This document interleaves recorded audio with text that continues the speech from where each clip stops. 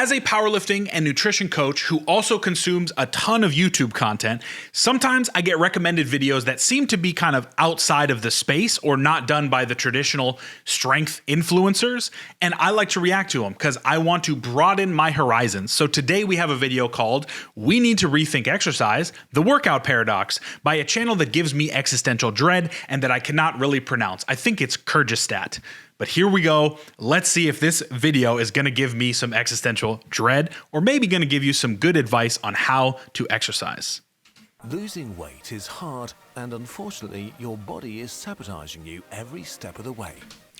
Already agree. Our body likes homeostasis. It likes to stay in the state that it is. That's just how we are as humans. That's how we've evolved. That's how we've come to be. Your body is a biological machine that follows the laws of thermodynamics and needs energy and raw materials to stay alive, which is why you eat.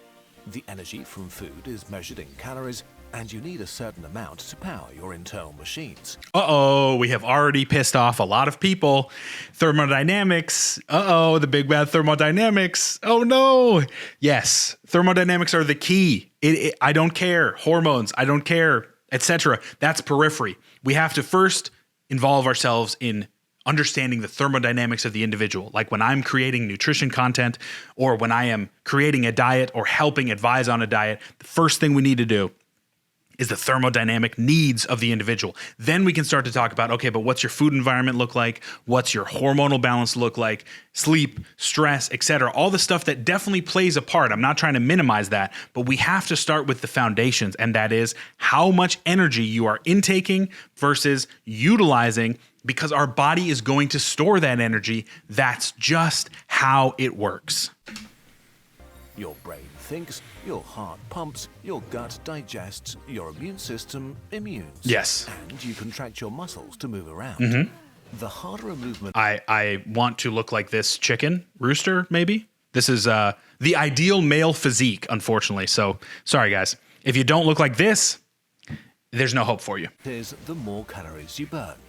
An hour of walking burns about 260 calories. Okay. Quoted by Harvard Health. I mean, obviously, there's a huge discrepancy. An hour of me walking at 300 pounds versus an hour of somebody walking at 110 pounds. Calories may differ there, but it's a YouTube video. We're trying to create an entertaining piece of content. Moderate swimming, 430. Biking, dude, I need to swim more. Running, 700. If you eat more calories than you burn, your body stores them, mostly in the form of fat. Yes. 1 kilogram or 2 pounds of fat is about 7,000 calories. Interesting.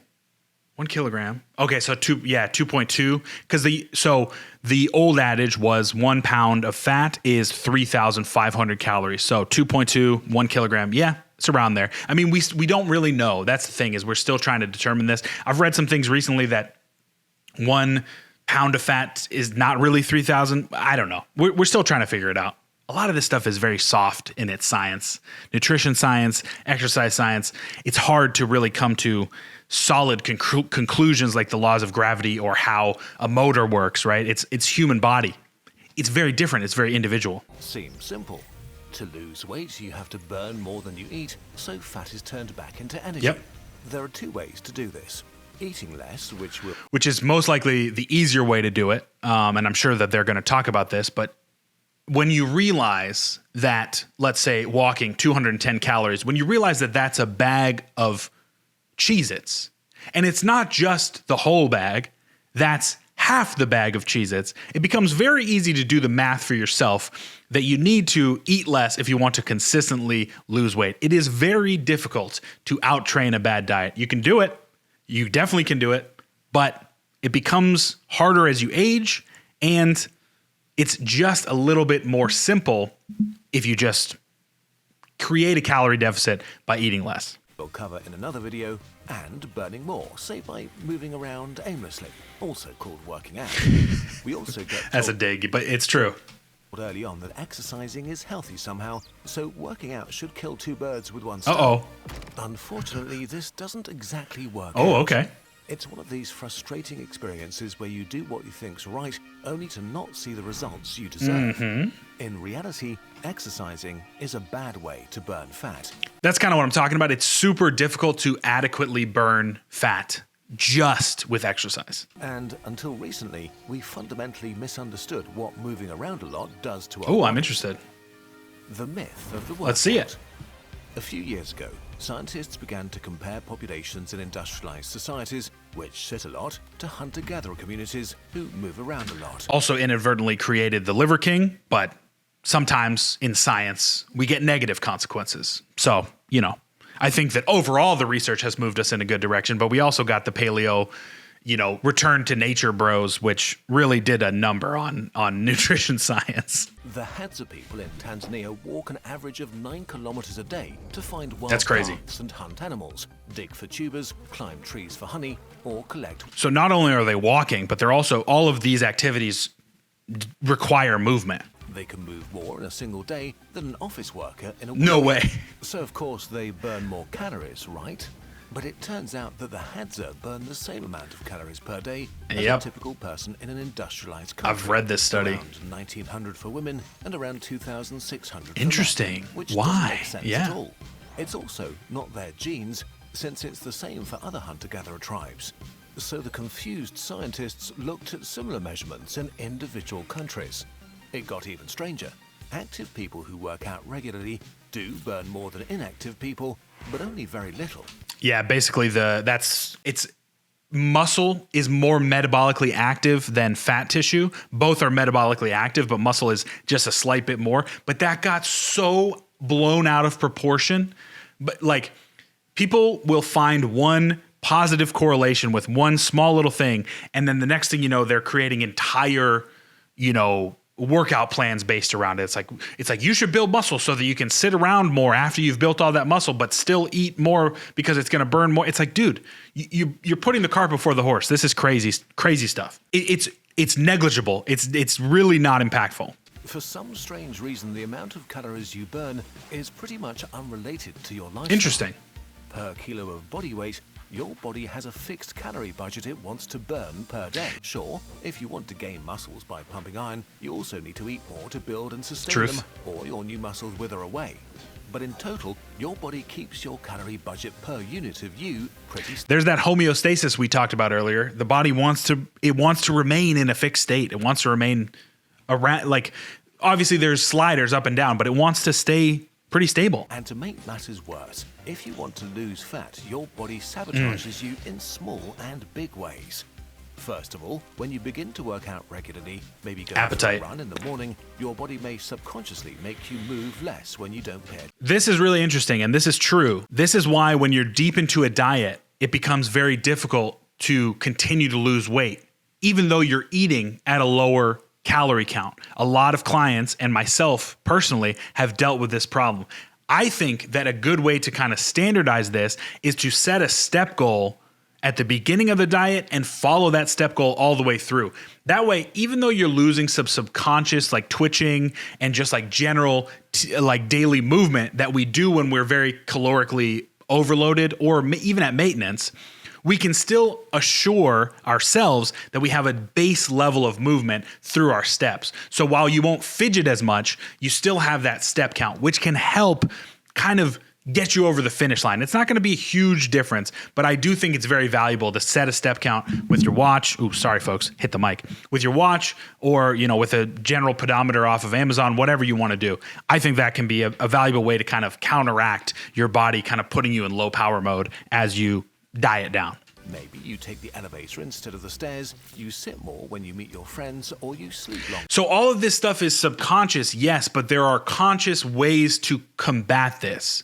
You just have to kind of start to build habits at the beginning of the diet, like I said, with the step count goal, but also saying, okay, during this diet, I'm parking farther away from places, I'm taking the stairs, and start to build those habits in so that you can consciously overwrite that subconscious desire to not move. It is difficult. Yes, I'm not saying that it's easy, but we can kind of fight against that. Largely balancing out your burn again, preventing you from burning much fat. You can overcome this temporarily, If you do actually change your life after sitting around for years and suddenly start working out without eating more, this is a shock Hell to yeah. your system. You actually do burn more calories and God lose bless. fat, so you can lose a few kilos or pounds through exercise. Not only that, you can also lose weight and gain muscle almost simultaneously if you're in the beginning of a journey. Because it is such a shock to the system, the body's like, whoa, you get that new, the newbie gains, man. You'll never feel better than that first 3 months that you're in the gym and you're kind of eating better. And you're like, oh my God, I'm an Adonis now because I've built muscle and I've lost fat. And body composition change is more rapid at the beginning of your workout journey. But this is very Yeah, short-lived. sucks, but your body adapts adaptation. and burns fewer and fewer extra It calories happens. each day until it restores its original calorie budget. After a few months, you burn basically the same amount you did when you didn't work out. Bizarre. And now we're getting to the actual reason why exercise is healthy. Why your body is sabotaging you. So your body has a hardwired activity Yep. budget per day that it wants to stick to. This setting evolved when humans had to move a lot. Not because they wanted to, yeah. but because they had to find food for survival. But when food is abundant and exercise is voluntary, Like the modern world that we live in most places, especially the modern Western world. what does your body do with the energy that you're not using to Storage. move around? We're simplifying a lot here, and this is relatively new science, but in a nutshell, there are many different systems in your body trying to do their job as well as possible. And if there's extra energy, they seem to use it. Unfortunately, this is bad. When your immune cells detect injuries or infections, they trigger Okay. inflammation. Fighter cells, alarm chemicals, and fluids flood into your tissue. There's a lot of science that's flying over my head. No, I'm just kidding. It's just, I don't have too much to comment on because the video kind of takes care of itself at this point, but we're gonna get back to a little bit of my commentary, I think. Causes damage, so it needs to be cleaned up quickly or it can Mm. become chronic. And chronic inflammation is one of the major contributors to many Mm-hmm. serious diseases, from cancer to heart failure.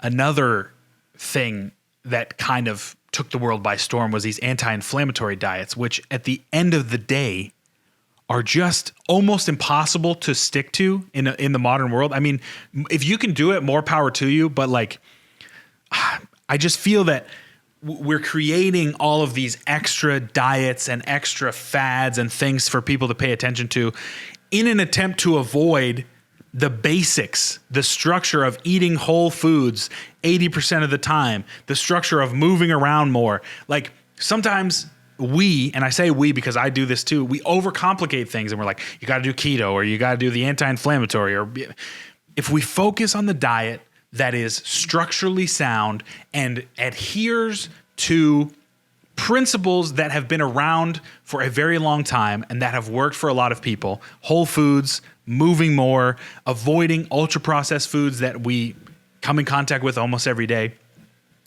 I would say 95% of the people are going to be just fine doing that instead of creating our own psychosis and our own problems. We can just focus on the basics, I guess. That's my plea. System is on a tight budget, it has to be efficient with inflammation. With lots of free calories though, it overcommits. Another thing is that your glands produce hormones you don't need, like cortisol, the stress hormone, which triggers your fight or flight response.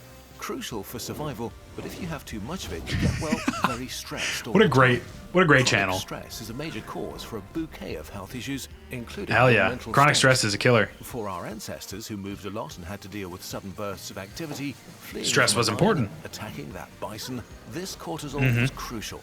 But if you live a modern, sedentary Snockers. lifestyle, your body is ready for action that doesn't happen, hurting itself in the Dude, what a metaphor for this modern world. They're out of snockers and you're having the same response as being chased by a lion. Tough. Your body First world evolved problems. to move regularly and is fine-tuned to a certain base level of activity. If this activity is missing, it still uses almost the identical amount of energy just on Interesting. stupid stuff. This is why you burn almost the same amount of calories whether you work Interesting. out or not. By working out, you're not doing anything extra, you're doing what your body is literally made to do. Working out is not a magic bullet, but it seems to restore an internal physical balance that seriously Huh. Okay. So we're only halfway through the video, but I would imagine that the core thesis of this video is that we need to work out not for fat loss, but for other avenues of better health, which I would tend to agree with. And this is also why regular exercise is so incredibly healthy. The evidence is incredibly clear here. It reduces chronic inflammation. Like I said earlier, although the exercise science and nutrition science is kind of soft and a little bit newer to the field in terms of, it's not physics, right? We're very clear on the benefits of exercise. So there's been a lot of human trials, a lot of repeated studies on the benefits of exercise. So just because I said it's a soft science doesn't mean that you should just not exercise. Of course, I'm never going to tell you that. I think exercise is impactful far beyond what it can do for your waistline. In fact, more so impactful outside of weight control. It's good for your heart, may ease depression, and makes you live longer. And pretty much better. across the board. Movement is not really made to burn your Yeah. fat, though. Oh, dude. Why humans are so hungry.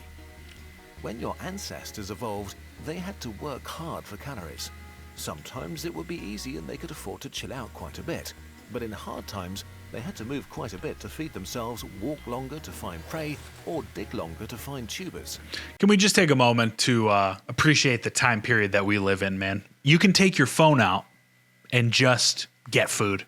It's dangerous, but it's much better than walking across the plains to find tubers. I think I'd be dead. Burned more calories, this would lead to a spiral of starvation. The less food you find, the more energy you need to find food, which doesn't even fill you up because you moved more. It's like taking on more debt when you're in the red. It works for a while, but then you go bankrupt and die. So, for your ancestors, being able to move a lot without burning extra calories was a matter of life and death. Okay, but this means the obesity epidemic of the modern world is not primarily caused by laziness, but by overeating. Interesting. That's going to make a lot of people upset. There's this movement online and in the real world of people who are just like, you know what? If I am thinner than you, I'm better than you. That's not true. We need to kind of remove the morality around weight loss, I think. I think it's doing more harm than good. Yes, it can feel very good to lose weight, and you should celebrate that accomplishment no matter what. But what worked for you may not work for another person. There's very individualized nature to weight loss, to weight control. So just because you figured it out for yourself does not then put you in a higher class of humanity than those of us who are still battling to find a way to control our weight. So just give people grace. You can offer helpful tips, but try to avoid the superiority complex that comes with a successful weight loss journey. I know it's difficult. I've done it before and I've been like, oh yeah, I'm the bee's knees. No, we can't take that posture. It doesn't help anyone. We have to be more graceful when we talk about this kind of stuff. Humans evolved to be mad for calories. Spice worm or space worm munch sounds good. And are extremely useless kids. Useless. Kids are cute, but unlike other species, human kids have to be fed and cared I'm about to for have a for kid, so years before they become even I'm excited for remotely this. useful. Because the human brain not only eats up about 20% of all our calories at rest, twice as much as our closest ape relatives, it also takes a lot of time to develop through playing, learning, and honing social skills, all the things that make us human. Our species is so extremely calorie expensive to maintain that we became super efficient we calorie did. harvesters. 5 hours of human Can I, hunter-gatherer forage if I'm overweight, can I just call myself an efficient calorie harvester? Is that's a more PC term, right? yields between 3,000 and 5,000 calories, while our ape relatives get no more than That's crazy. 1,500 in the same time. And we became so good at calorie harvesting precisely because of our big brains and years of social skill training. In a typical ancestral tribe, some members would spend the day searching for plants, others hunting. Would much prefer to be the hunter than the others guy nurturing dealing with the kids. bees. And at the end of the day, we'd share the calories so that no one would end up hungry. Being frenetic calorie harvesters seems to be deeply part of what makes us human. It's a feature. It's not a bug, but a feature. But today, it seems as if that feature Yeah. has turned on us. We can't stop overproducing food and overeating. If you want to lose fat, food is the answer. We'll cover that in the next part. So to conclude, you'll probably not lose nearly as much fat by working out as you hoped, but you will do something more important. Give your body balance and make you more resilient, and prevent or delay many of the diseases that will make your life miserable so you can enjoy a higher quality of life for Excellent. much longer. What a good message to end on there. I think we have a little bit of a PR problem in terms of exercise. I think we coupled exercise and diet too much. And so now people think that you should only exercise if you're attempting to lose weight. But with more and more science coming out about what exercise can actually do for you in terms of muscle retention, which is one of the most impactful things when it comes to longevity, in terms of mental health, which again, incredibly impactful just for quality of life, we need to decouple exercise from weight loss and recouple it with benefits that it can give you. I'm telling you right now, change your mindset about exercise. Do not think that exercise is only for losing weight or is the best way to lose weight. Instead, say, I'm going to join an exercise program. I'm going to start an exercise routine because of the benefits to my mental health, because I'm going to retain muscle, because of the social benefits it gives me. Try that for just a little bit. If you're really struggling to stick to an exercise routine, change the outcome. Don't say that you're doing this for weight loss. Pick something. If you struggle with depression, exercise has been linked with helping alleviate depressive symptoms. If you want to maintain a certain lifestyle as you age, link it with that. Instead of it being linked to food and to weight loss, I think we can find a little bit more success doing that different linking protocol. So that's where I'm going to end it today. This was a great video. Go check out the video itself. It's linked in the description. If you want to watch another one of my reactions to a video very similar to this, you can click on this video right here. Thank you so much for watching. Subscribe to the channel, like the video, share it around. I will see you in the next one. Get strong and stay strong.